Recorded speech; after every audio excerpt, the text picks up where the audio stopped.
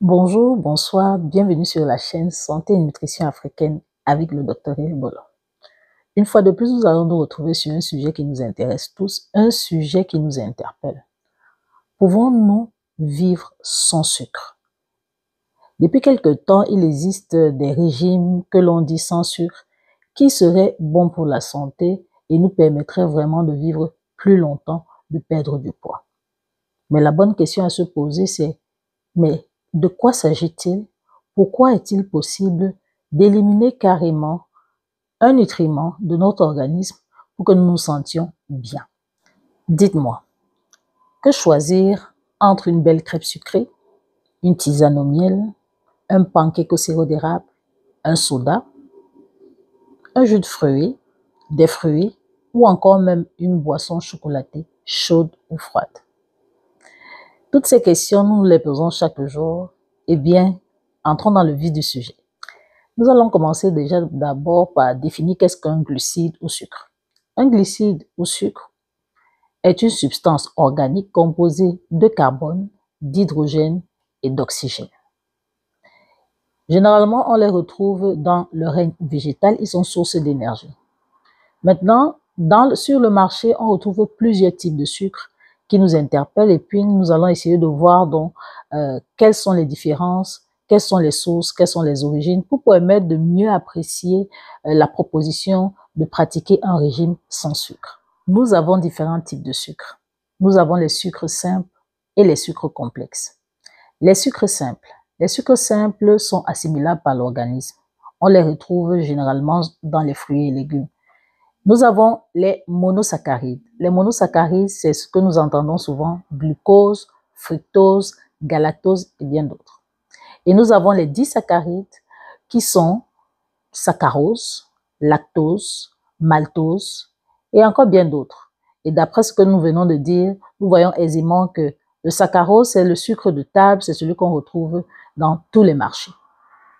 Ensuite, nous avons les sucres ou glucides complexes qui sont assimilables ou non par l'organisme. Nous avons les oligosaccharides et les polysaccharides. Dans les oligosaccharides, on retrouve le raffinose, le stachyose et bien d'autres, mais il faut que l'on sache que c'est généralement dans les légumineuses, les sirops d'érable, les oignons que l'on retrouve ce type de sucre. Ensuite, nous avons les polysaccharides. Les polysaccharides, on les subdivise en deux groupes.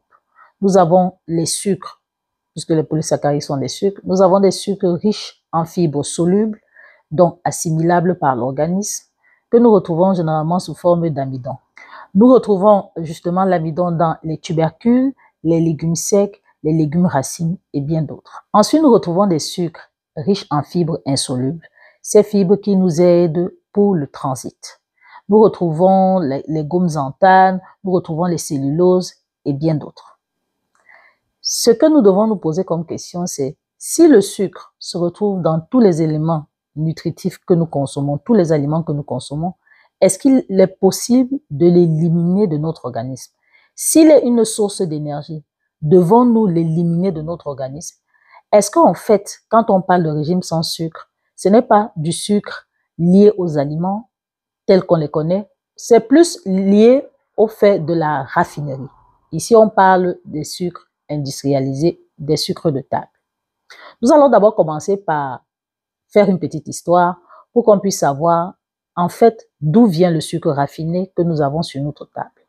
Le sucre raffiné, c'est un sucre qui est issu de la transformation de plusieurs aliments, notamment deux.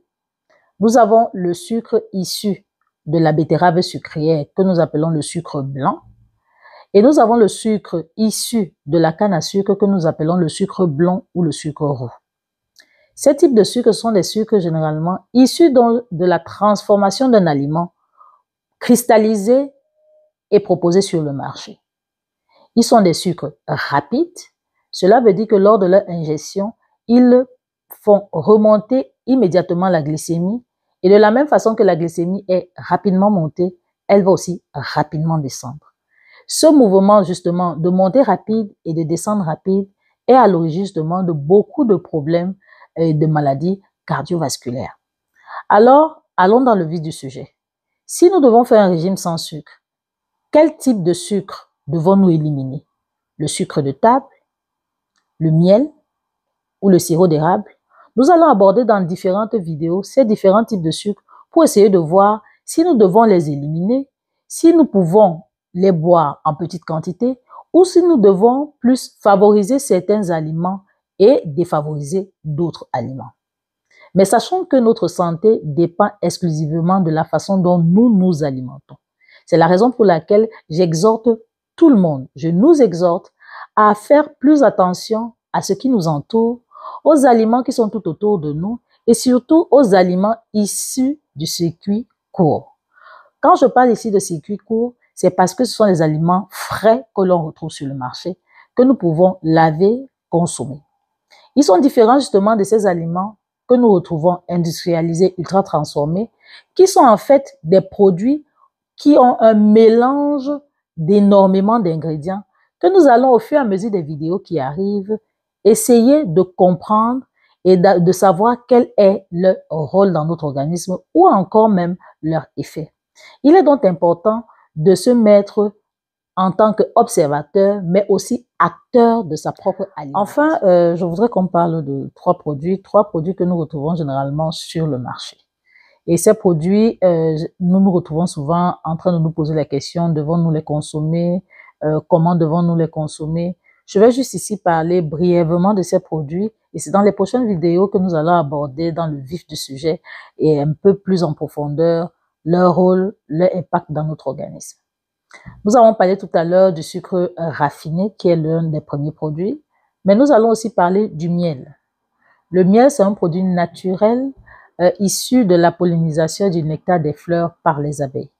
C'est un produit qui est pauvre en nutriments, bizarrement, mais qui a quand même un index glycémique moyennement élevé.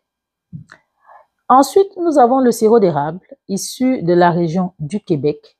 Et ce sirop d'érable, en fait, provient de la condensation de la sève de l'arbre appelé érable et qui a un index glycémique bas, qui est pourtant riche en nutriments, notamment en sels minéraux, potassium, calcium et bien d'autres. Cela veut dire que parmi les trois produits, par exemple, dont je viens de parler, que ce soit le sucre raffiné, que ce soit le miel, que ce soit le sirop d'érable tend à être celui qui devrait être consommé parce qu'il possède des minéraux. Mais ce n'est pas tout. Le sirop d'érable aussi a un index glycémique. Un index glycémique, c'est la concentration du glucose dans le sang. En fait, quand l'index glycémique est élevé, cela veut dire qu'il est supérieur à 70. Quand l'index glycémique est moyen, il est entre 56 et 69. Et lorsque l'index glycémique est bas, il est inférieur à 55. Avec ces informations, nous pourrons évidemment faire un choix entre les différents produits que nous retrouvons sur le marché. Mais ce n'est pas tout, il y a d'autres critères. Maintenant, on se pose la question de savoir comment est-ce qu'on retrouve encore le sucre sur le marché. Sachez que généralement, dans la plupart des produits que nous consommons, il y a du sucre. Et quand je parle des produits que nous consommons, que ce soit des produits frais, que ce soit des produits transformés, que ce soit des produits ultra transformés. Les sucres sont généralement utilisés comme exhausteurs de goût pour relever le goût des breuvages, des boissons que nous consommons, ou encore utilisés comme agents de texture pour donner ce côté gélifiant à ces différents produits sucrés que nous avons sur le marché, ou notamment en tant qu'agent de fermentation tel que nous l'utilisons ou tel que les industries l'utilisent dans la production, la fabrication de la bière ou des alcools, ou encore comme colorant parce qu'il a cette capacité de donner une texture ambrée à des aliments, ou encore comme conservateur parce qu'il permet à certains produits de mettre ou de durer plus longtemps, notamment que la date de péremption soit un peu plus longue. Les principales sources de sucre les plus rencontrées sont sous forme d'amidon que l'on retrouve dans les tubercules racines, légumineuses, les produits céréaliers et céréales, ou encore les fruits amylacés. Nous avons aussi le fructose que l'on retrouve dans les fruits et légumes, le lactose que nous retrouvons dans le lait et les produits dérivés, et ensuite le saccharose que l'on retrouve sous forme de sucre de table, de sodas, de breuvages sucrés que l'on rencontre dans toutes les épiceries ou tous les marchés. Le sucre, on le retrouve dans presque tous les aliments du règne végétal. Est-ce qu'il est donc si aisé de pratiquer un régime sans sucre? Nous voyons donc aisément que le sucre est utilisé pour beaucoup de choses, notamment dans le domaine industriel ou encore dans notre propre alimentation, qui n'a rien à voir avec le domaine industriel. Est-ce qu'il est donc si aisé d'éliminer le sucre de notre organisme? Le sucre a donc une importance dans notre alimentation, mais aussi dans notre organisme. Je l'ai dit tantôt, il est notamment le glucose, le principal substrat du cerveau. On voit donc aisément que nous ne pouvons pas l'éliminer de notre alimentation. Nous devons plutôt essayer de voir comment jouer, notamment sur ces... J'espère que cette vidéo a été édifiante pour chacun de nous, au moins pour connaître les différents types de sucre, au moins pour connaître les procédés de fabrication des sucres que nous avons l'habitude de consommer, d'utiliser dans nos différents plats, repas ou boissons. Et on espère maintenant que lors des prochaines vidéos, nous pourrons apprendre sur leur rôle ou leur impact dans notre organisme.